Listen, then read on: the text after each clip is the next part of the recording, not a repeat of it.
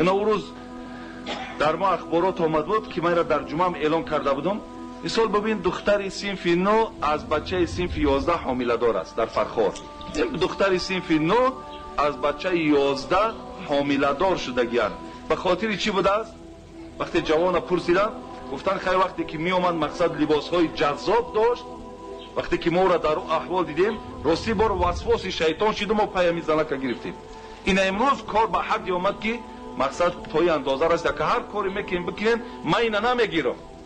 مقصد هر کار همش تیارم لیکن اینا من به زنی نمیگیرم، زیرا یک تنها این حمله که ای دارد این تنها از من نیست.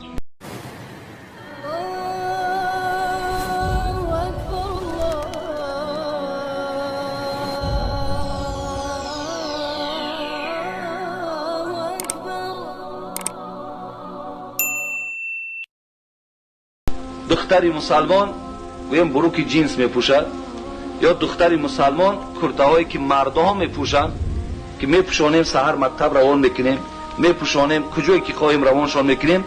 بعداً ببینین اگه مادرای به عقلی ما و شما را ببینین با بعداً چیکار میکنیم؟ بعداً خواهان او هستیم که یک کس دروازه ما را تق تق کنه و برای خواستگاری دخترمان بیاید.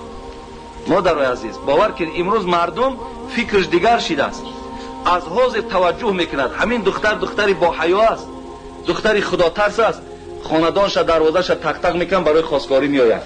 وقتی میبیند که از وقتش همین خیلی بی‌معنیگری میکند، ناخوبی های خودش نشان میده، خودش که در اون محله که مشهور کرد، پس پگاه که آمد پرسید همون دختری چی خیلی است، کسی خواهی نخواهی شاهدی میتد میگد نه اونجا نرا که اون دختر اون دختری چی ندارد.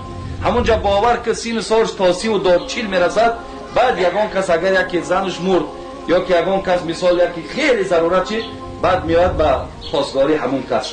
اما این چیزا نمیخواهیم که ما میخواهیم دخترای ما در سین 17 و 18 با این خیلی خرسندی ها آمده از نزد دروازه ما به آب رو گرفته برنش که ماها گویم در پیش یک و دو با خود آشنامان باشد خود دوگانمان باشد با گردنمان بلند شود. مادرای عزیز آخه برای آنچه که این پیدا کردنش در دست ما و شما از ما نگذاریم که مثال آنچه که اونا میخواهند، آنچه که اونا اراده دارند اونا را استفاده برند، زیرا خطری در آخرتش دارد، خطری گویم در سین سال 17 و 18 دارد.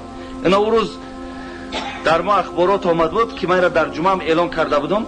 مثال ببین دختری سینفی 9 از بچه سینفی 11 حامله‌دار است در فرخار. دختری سینفی 9 از بچه 11 حامله‌دار شدگیان. به خاطر چی بوده است؟ وقتی جوان پرسیدم گفتن خیلی وقتی که می آمد مقصد لباس‌های جذاب داشت، وقتی که ما را در اون احوال دیدیم راستی بار وسواس شیطان شدیم و پیامی زنک گرفتیم. این امروز کار به حدی آمد که مقصد توی اندازه راست که هر کاری میکنیم بکنیم من اینا نمیگیرم. مقصد هر کار همش تیارم لیکن اینا من به زنی نمیگیرم، زیرا یک تنها این حمله که ای دارد این تنها از من نیست. ببینید به خاطر چی بود همش؟ از چی سبب پیدا شد؟ به خاطر خود ما که تیار کردیم و روان کردیم خیلی اونا روزش میتن.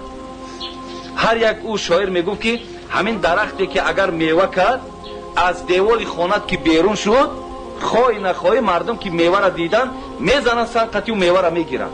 یعنی وقتی ما هم که اگر مثل میوه و دخترای ما خوشروان وقتی در کوچه میبراریمشان، خواهی نخواهی این گرگه ها بسیارن، آدم های اصلا دایم همخیلی میکوان، بعد به آب رومان میکن، بعد در محله شان شرفمون میریزد، آب رومان میریزد که او سخنی که علاج واقع پیش ای وقوع بود ما که نکردیم. انا مرحمت به آبروگی ما.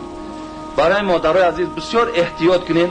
با خدا برای قدر و قیمت خودمون گپ میزنم، برای شرف و قدرمون، برای اینمی هممون حاضر و هیچ آدمی گویم که بی درد نیست. وقتی همین واقعه را میشنوی یا دولینت میزنه یا یگان درد دیگه دا میزنی، گویم با از حساب اینمی مصیبت فرزند روزی خوشیش نادیده از دنیا را ترک میکنی میره، چی فایده داره؟